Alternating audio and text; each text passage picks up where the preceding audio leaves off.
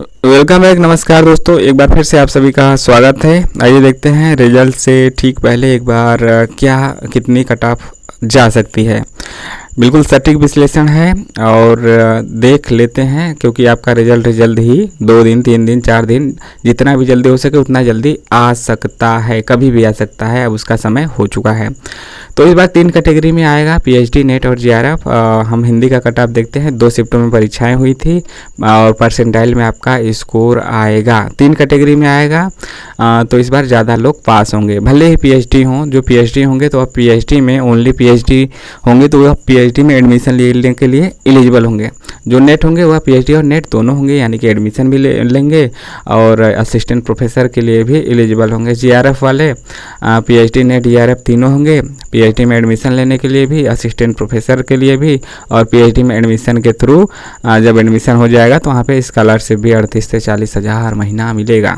तो इस प्रकार से उनको तीनों लाभ मिलेगा। और जो पीएचडी में एडमिशन भी होगा वह भी वरीयता जीआरएफ वालों को पहले मिलेगी, फिर नेट वालों को और फिर पीएचडी वालों को। पीएचडी वाला ऑप्शन इस बार इसलिए दिया है ताकि जो अलग अलग यूनिवर्सिटी एग्ज़ाम लेती है वह न ले। पीएचडी जो पास रहेंगे वह सीधे इंटरव्यू में बैठेंगे। देखिए, ये जनरल है, ईडब्ल्यूएस है, ओबीसी, एससी, एसटी। मुख्य कैटेगरी यहाँ पे जो है आपका 5, उस कैटेगरी की हम बात यहाँ पे करते हैं। तीनों का कट ऑफ की बात करते हैं कि कितना जाएगा। पिछली बार के बाद भी बताएंगे कितना था। तो देखिए, जो पीएचडी का एक्सपेक्टेड कट ऑफ है वह जनरल का 74 पे उनका पीएचडी हो जाएगा और यह मैक्सिमम है, इससे ऊपर नहीं जाएगा।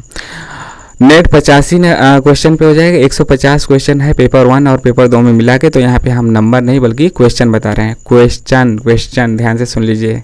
और जीआरएफ 95 क्वेश्चन पे हो जाएगा। इसके बाद ईडब्ल्यूएस की बात करते हैं तो उनका 70 क्वेश्चन पे पीएचडी, 82 क्वेश्चन पे नेट, 92 क्वेश्चन पे जीआरएफ हो जाएगा। हाई जो कोष्टक में लिखा है ना, ये परसेंटेज लिखा है कि मतलब कि आप 150 में से 85 क्वेश्चन पा रहे हैं तो कितना परसेंट पे हो रहा है। तो वह 56%, 49%, 46% यहाँ पे अभी आप तथ्य देख सकते हैं। और दशमलव नहीं लगाया गया है, जैसे 56.33 या 56.66 है तो उसको छोड़ दिया गया है, सीधा सीधा लिखा गया है। जो इसके बाद यह आपका ओबीसी की बात करते हैं। ओबीसी का जो कैंडिडेट है उसका 68 क्वेश्चन पे पीएचडी हो जाएगा और नेट 79 क्वेश्चन पे हो जाएगा, जीआरएफ 89 क्वेश्चन पे हो जाएगा। इसके बाद एससी का नंबर आता है। एससी का जो बच्चा है, कैंडिडेट है, उसका 65 क्वेश्चन पे पीएचडी, 72 क्वेश्चन पे नेट, 83 क्वेश्चन पे जीआरएफ हो जाएगा। और इसके बाद आता है एसटी। यहाँ पे एसटी है, यहाँ पे एससी है, यहाँ पे ओबीसी है। मतलब कि हम एक क्रम से ही लिखे हैं, जनरल, ईडब्ल्यूएस, ओबीसी, एससी और एसटी, इसी क्रम में लिखा गया है। जिस प्रकार से कट ऑफ रहता है, सबसे ज़्यादा जनरल का रहता है, फिर ईडब्ल्यूएस का रहता है, फिर आपका ओबीसी का, फिर एससी का और एसटी का। तो इसी क्रम में लिखा गया है। एसटी का बच्चा जो है 61 क्वेश्चन पे पीएचडी हो जाएगा, 69 पे नेट और इसके बाद 79 पे आपका जीआरएफ हो जाएगा। तो इसी यह आप यहाँ पे देख सकते हैं।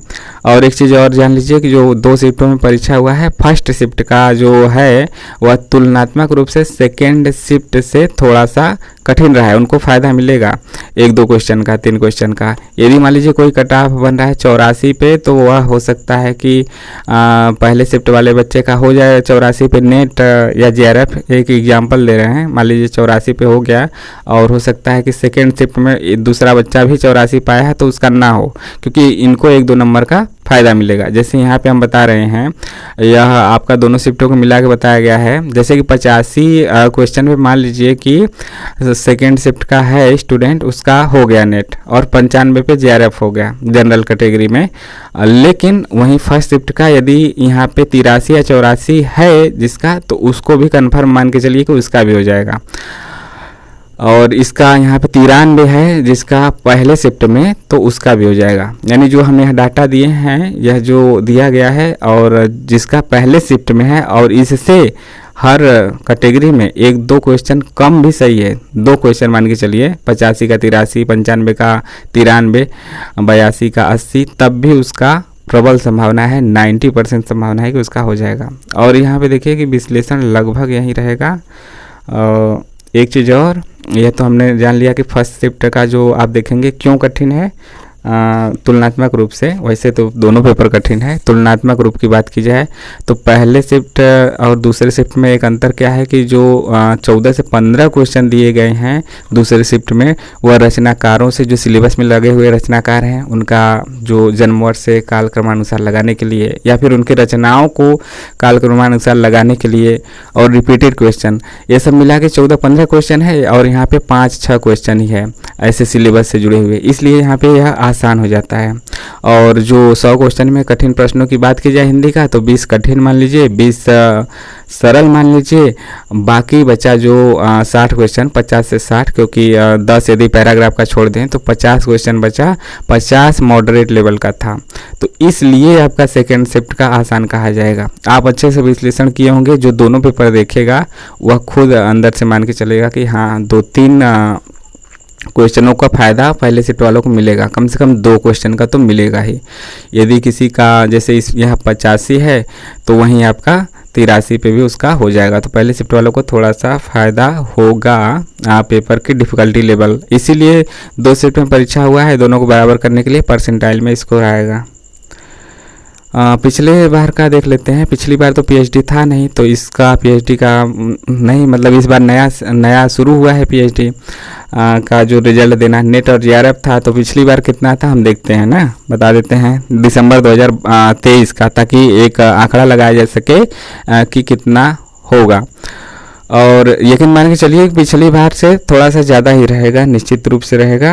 और कट ऑफ उन्हीं के सही माननी चाहिए जिनका कि लगभग सही हो, 1-2 क्वेश्चन ऊपर नीचे हो।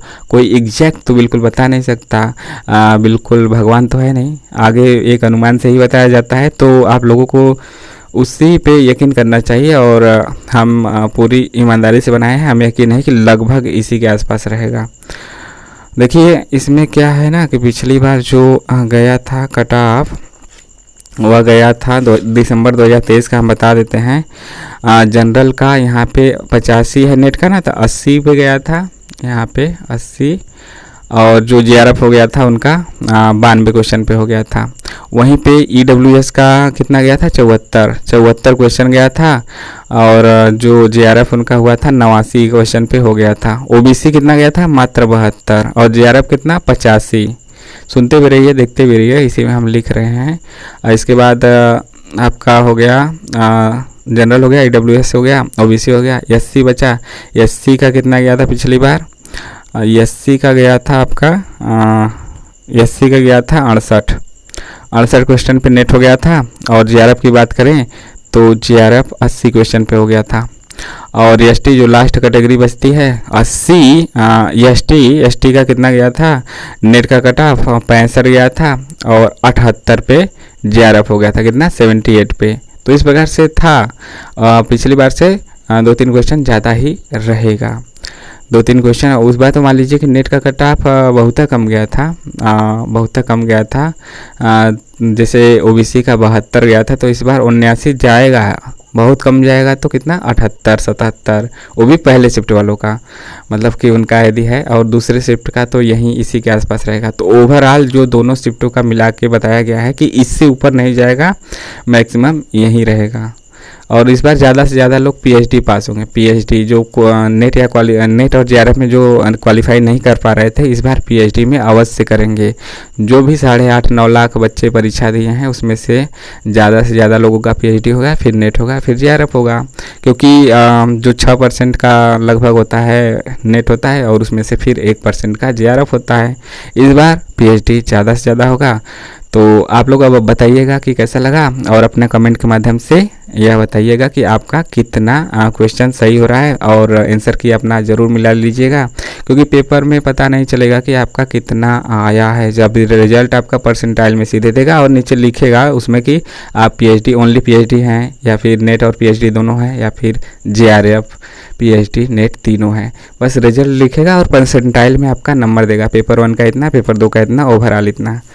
तो आपका कितना बना, किस शिफ्ट में है और किस कैटेगरी में है। कैटेगरी, यहाँ पे कैटेगरी लिखिएगा, शिफ्ट लिखिएगा, और कितना क्वेश्चन सही हो रहा है। क्वेश्चन बताइएगा 150 क्वेश्चन में कितना क्वेश्चन सही हो रहा है। तो कमेंट के माध्यम से अपने सवाल और यह सुझाव जो आपने बताया कि अपना स्कोर बता दीजिएगा कैटेगरी के साथ और शिफ्ट के साथ। बाकी चैनल को सब्सक्राइब, लाइक, शेयर करते रहिए। मिलते हैं नेक्स्ट वीडियो में। जय हिंद, जय भारत। आप सभी लोग जो मन से दिए हैं और ज़रूर सफल हों, ऐसी हम कामना भी करते हैं।